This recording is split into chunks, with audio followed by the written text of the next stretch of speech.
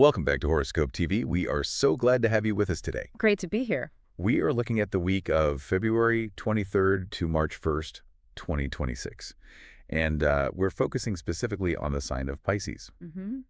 Now, usually when we look at a weekly forecast, we see, a few scattered transits, maybe one big event. Right. But looking at the data for this week, this doesn't look like a normal week. It certainly doesn't. I mean, if you look at the distribution of planetary energy, it's incredibly lopsided. Okay. We aren't just looking at the sun in Pisces, which is, standard for this time of year.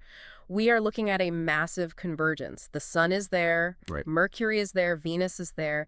Neptune, the modern ruler of Pisces, is there. It is a packed house. A packed house. It's like the entire solar system decided to crash on Pisces' couch for the week. That is a very, very apt way to put it, yes. Wow. And when you have that much cosmic weight in one specific sector of the zodiac, specifically the 12th sector archetypally, it creates a level of density that is hard to overstate. I want to start there with this idea of density. The forecast mentions that for anyone with significant Pisces placements, this week makes them the main character. Now, usually we think of like Leo or Aries as the main character. The fire signs. Yeah. Right. Pisces prefers to be behind the scenes, maybe directing the score or doing the lighting. What happens when you drag the mystic out into the spotlight? That is the core tension of the week. You are correct. Pisces energy is naturally diffuse. It likes to blend in, to merge with the environment. It's the chameleon. It's the chameleon. But this week, the geometry of the sky is forcing a consolidation of identity. It's saying, no, you cannot blend in right now. You are the focal point. So it's kind of like visibility without consent. In a way, yes, but it's also an incredible sourcing of power. I mean, when we say main character energy, we don't just mean people are looking at you. Okay. We mean that your internal gravity is stronger than anyone else's right now. You are pulling the tides. Wow. The challenge, of course, is that with great volume comes great noise. Right. If you have 5 people shouting in your ear at once, it's hard to think. And that seems to be the theme here, navigating this traffic jam. We have a mission for this analysis. Yeah. We need to help the listener figure out how to harness this massive influx of power without, short-circuiting. We want to move from being overwhelmed by the tsunami to actually surfing it. I love that. Because make no mistake, the waves are huge this week. Okay, let's break this down day by day, because the pacing of this week is really, really distinct. It starts off deceptively quiet. It does. We're looking at Monday, February 23rd. Monday is listed in the data as one of the best dates of the week, and I think it's crucial to understand why. Okay. It's not necessarily that something amazing happens on Monday. It's that Monday is the only day where nothing crazy is happening yet. It's the deep breath before the plunge. It is the strategic pause. Yeah. Exactly. Yeah. If you look at the transits lining up for Wednesday and Thursday, they are volatile. Monday, the 23rd, gives you clear skies. The moon is still in a supportive phase. The emotional waters are calm. So practically speaking, if I'm a Pisces, this isn't the day to just, scroll on my phone. This is the day to prep. Absolutely, 100%. If you have administrative tasks, if you have difficult emails to send, if you need to grocery shop, do it on Monday. Clear the decks. Clear the decks. Because once we hit Tuesday, the 24th, the friction begins. Let's talk about Tuesday. We have the first quarter moon. Now, for the learners listening who might not follow lunar cycles that closely, what is the mechanics of a first quarter moon? A first quarter moon is a square aspect. That means the sun and the moon are at a 90-degree angle to each other in the sky. In astrology, a square is a dynamic aspect of tension. It demands action. You cannot sleep through a square. And specifically, we have the sun in Pisces, which is this watery, soulful, let's just vibe energy. And the moon is where? The moon is in Gemini, correct. And that is a jarring combination. The sun in Pisces wants to dissolve boundaries, paint, dream, and float. Right. The moon in Gemini wants to categorize, speak, analyze, and multitask. It's air versus water. It's like bubbles in the pipe. Exactly. Bubbles in the pipe. The forecast identifies a core conflict here between personal dreams and home life. And that's the manifestation of this geometry.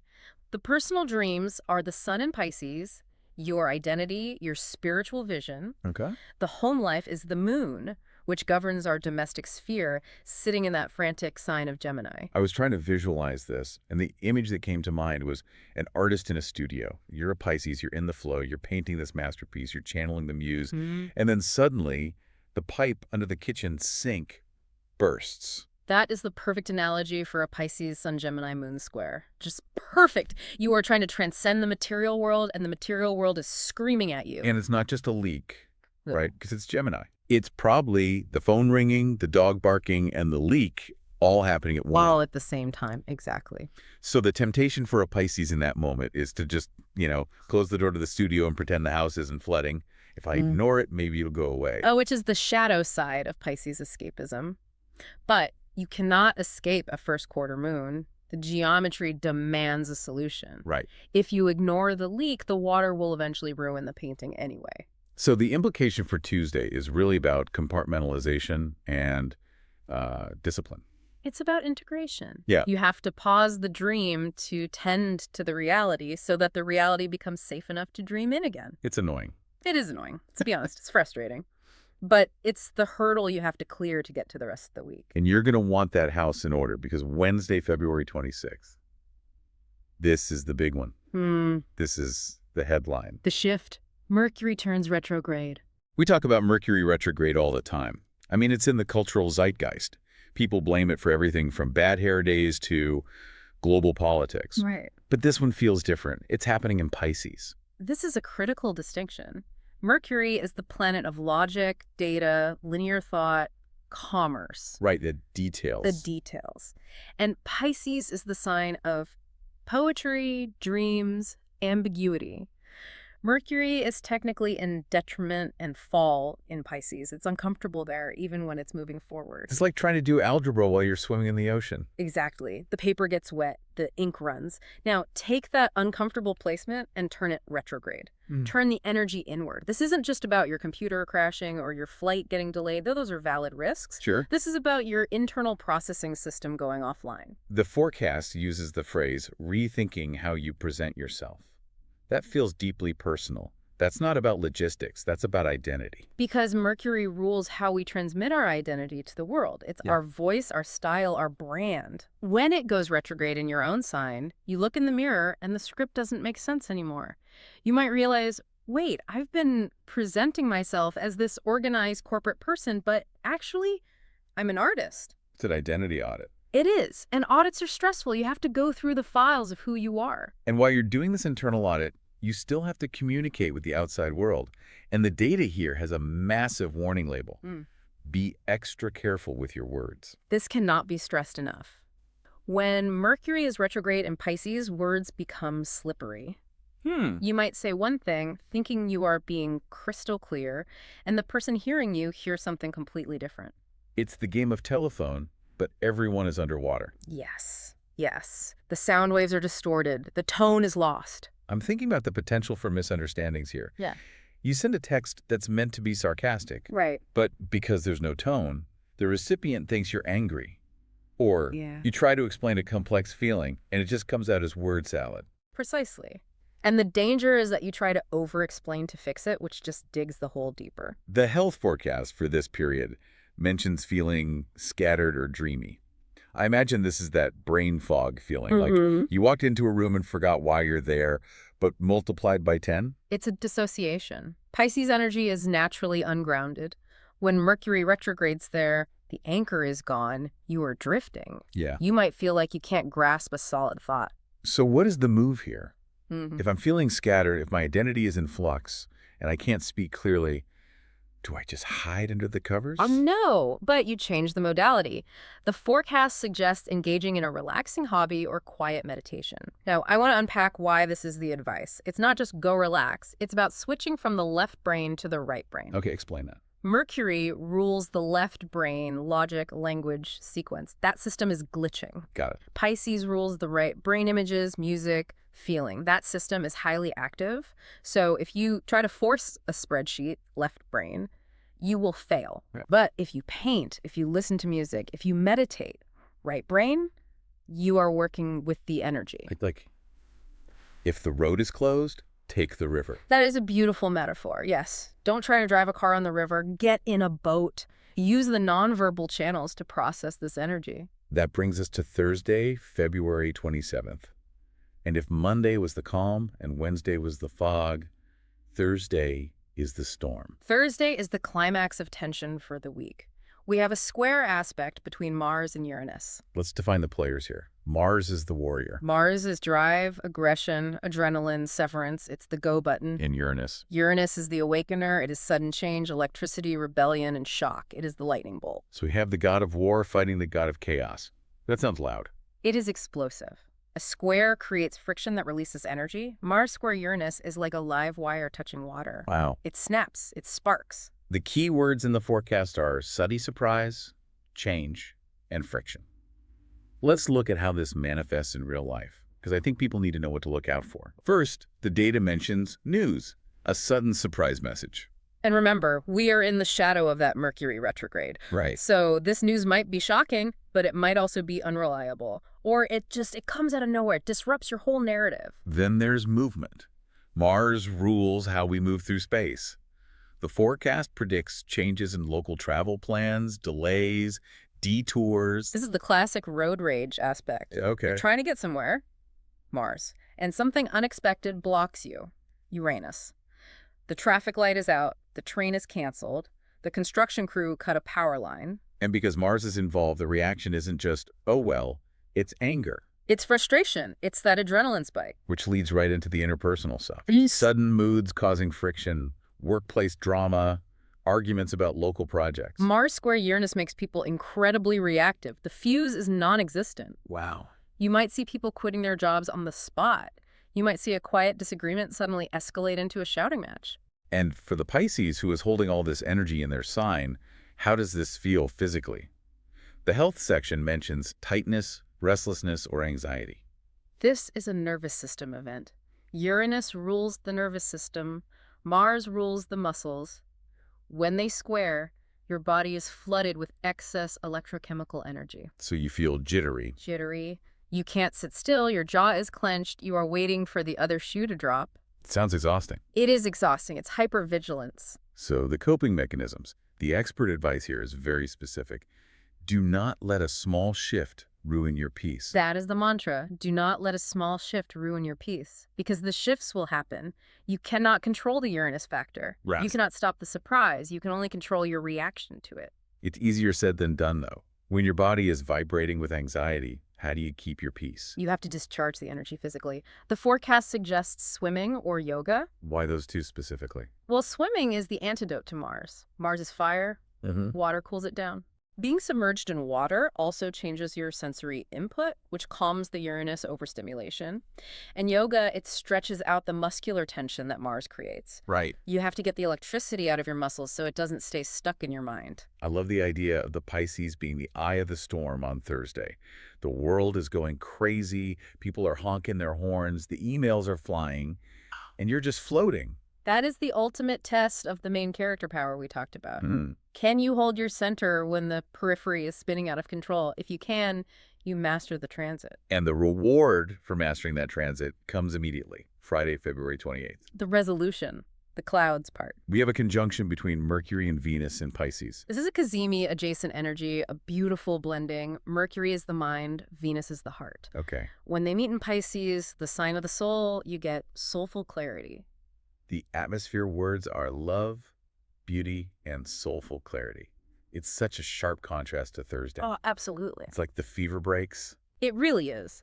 The tension of the square resolves into the unity of the conjunction. Suddenly, the words that were stuck on Wednesday and the anger that was flaring on Thursday, it melts into this beautiful, poetic understanding. The specific outcomes listed are great. Socially, it becomes much easier to talk to coworkers. You find soulful solutions to problems. That's the magic of Mercury-Venus. You aren't solving problems with brute force like Mars. You are solving them with charm, with empathy, with soft power. You might look at that coworker you were fighting with yesterday and suddenly understand their perspective perfectly. Financially, there's a mention of good news about a gift or a small gain. Venus rules money. Mercury rules transactions. A conjunction suggests a transaction that goes in your favor. A gift, a refund you didn't expect, a small bonus. And the overall vibe is feeling vibrant and peaceful. The return of intuition and charm as your best assets. It's a restoration. You feel like yourself again, but a clearer, softer version of yourself. This is listed as a best date. So if you have to have a difficult conversation or you want to ask for a favor or you just want to enjoy your life, Do it on Friday. Absolutely. Friday is the day to re-engage with the world. Speaking of re-engaging, we need to dive into the deep end of the pool, love and relationships. Because with Venus in Pisces and Mercury retrograde, this is a massive theme. It's unavoidable. Love is front and center. Let's start with the retrograde effect. Starting February 26th, the forecast warns that old loves may reach out. The zombie X phenomenon. It's a classic for a reason. But why does this happen? Is it just cosmic cruelty? It feels like it, doesn't it? But no, retrogrades are about rewords, Right. review, reassess, return.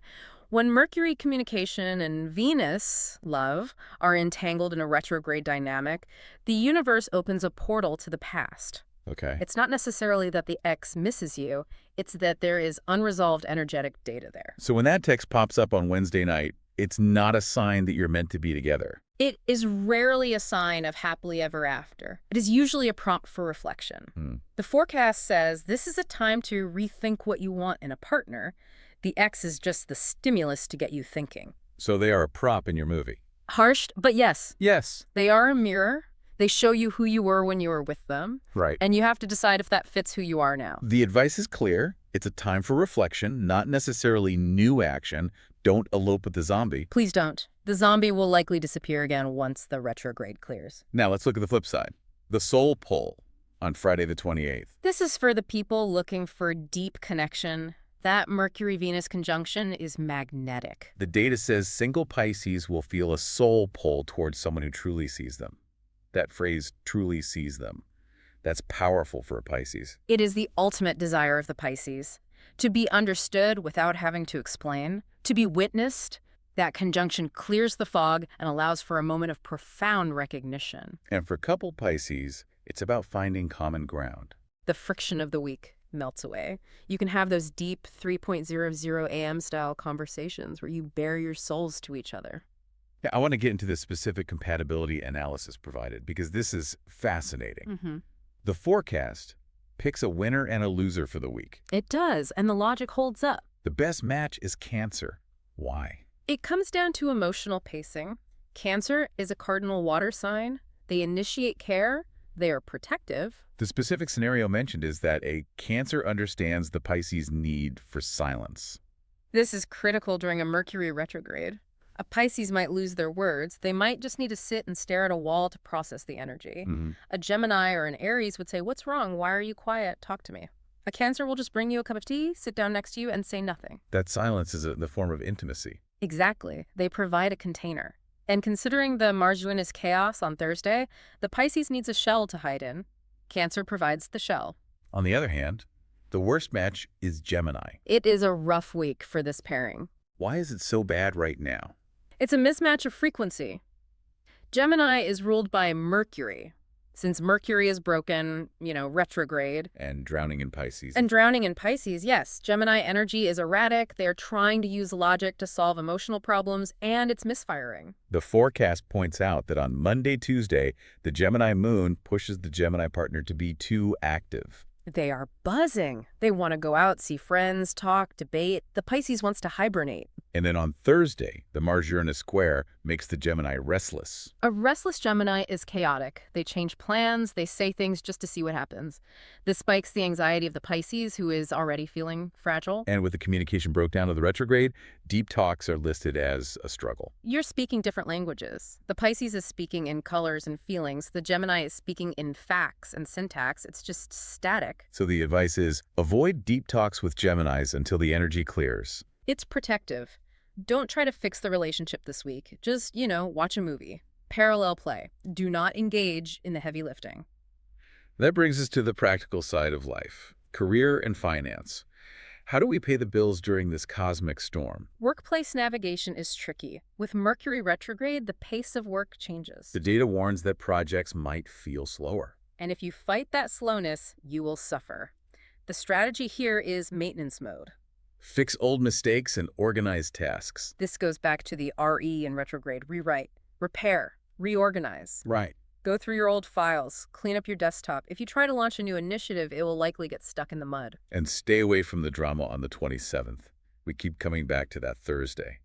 In an office setting, Mars square Uranus is dangerous. It's the reply-all disaster. It's the sudden resignation. It's the boss flying off the handle. The advice is to focus on creative vision. Be the artist in the corner. Let the managers fight. You focus on the vision, the aesthetics, the long-term dream. Stay out of the line of fire. Financially, the status is generally stable, but requires caution. Which is code for don't do anything stupid. There are spending traps. On February 24th, there's a temptation to spend on things that make you feel beautiful. That's the Venus influence.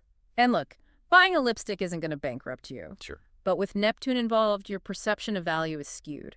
You might buy an expensive coat thinking it's high quality and realize later the stitching is bad. That's the rule. No big purchases or new money contracts. Absolutely not. Do not sign a mortgage. Do not buy a car. The fine print is blurry right now. And expect delays in payments. The check is in the mail, but the mailman is lost. Patience is the currency of the week. But there is that upside on the 28th. The small gain or gift. It's a nice little karmic tip. Look out for it. It might be small, but it will feel meaningful. Let's move to the aesthetic and vibrational toolkit. I love this section because it gives us something tangible to work with. It grounds the abstract energy. The color of the week is seafoam green, code #939090. This is a very specific choice. Seafoam green sits right on the border of blue and green. Yeah. It is the color of the heart chakra, which is green, meeting the throat chakra, which is blue. Oh, that's interesting. Heart and throat. Yeah. Feeling and communication. Which is exactly what we were trying to bridge this week with that Mercury-Venus conjunction. Right. But also, think about color psychology. Red, which is Mars, is a high-frequency agitating color. Seafoam green is a cool, low-frequency color. It physically lowers your blood pressure when you look at it. So when the Mars-Uranus anxiety hits on Thursday, wearing this color or visualizing it is essentially a biohack. It is. You are using visual input to trick your nervous system into calming down. You are invoking the sea element to put out the fire. And we have lucky numbers. Yeah. 7, 16, 25, 34, 43, 52. I love patterns in numbers. Did you notice they all reduce to 7? Let's see. 1 plus 6 is 7. 2 plus 5 is 7. You're right. The number 7 in numerology is the seeker. It is the number of the mystic, the philosopher, the one who looks inward. Wow. It is the most Pisces number there is. So if you see these numbers popping up on a clock, on a receipt, it's a wink from the universe. It's a confirmation signal. It means you are aligned with the energy. You are on the right path. Finally, the wellness summary. We've touched on this, but let's bring it home. Calm environment and soulful mind. Your environment is your first line of defense. If your home is cluttered, your mind will be cluttered, especially with that Gemini moon earlier in the week. Mm-hmm. Clean your space. Light a candle. Control the sensory input. And prioritize rest. The body needs sleep to process this download. We are processing a massive amount of energetic data that happens during REM sleep. If you cut your sleep short, you are interrupting the file transfer. So let's zoom out and look at the narrative arc of the week. It really is a journey. It is. We start with the pressure of the spotlight, the main character burden. We navigate the leak on Tuesday, the intrusion of reality. We enter the fog of the retrograde on Wednesday, the identity audit. We survive the lightning storm of Thursday, the Mars-Uranus shock. And we land in the beautiful, soulful clarity of Friday. It's a lot for 5 days. It is a hero's journey in miniature. I want to leave the listener with something to chew on. This week is intense. It is. And if I could pose a final thought. Please. With so many planets in your sign, the universe is essentially holding up a giant, unignorable mirror to you this week. Okay. The fog, the storm, the clarity, it's all showing you different angles of yourself. So when Mercury meets Venus on the 28th and the dust settles and you finally look clearly into that mirror, what reflection of yourself are you hoping to see? That is the question. Not who does the world want you to be, but who are you hoping to see? Exactly. Well, thank you so much for tuning into this analysis on Horoscope TV. We know this was a lot of information, but we hope it helps you navigate the times. It's been a pleasure to break this down. If you found this breakdown helpful, please consider subscribing. It really supports us, and it ensures you get notified the moment our next forecast is available. You won't want to miss what the stars have in store next. Until then, navigate with care. See you next time.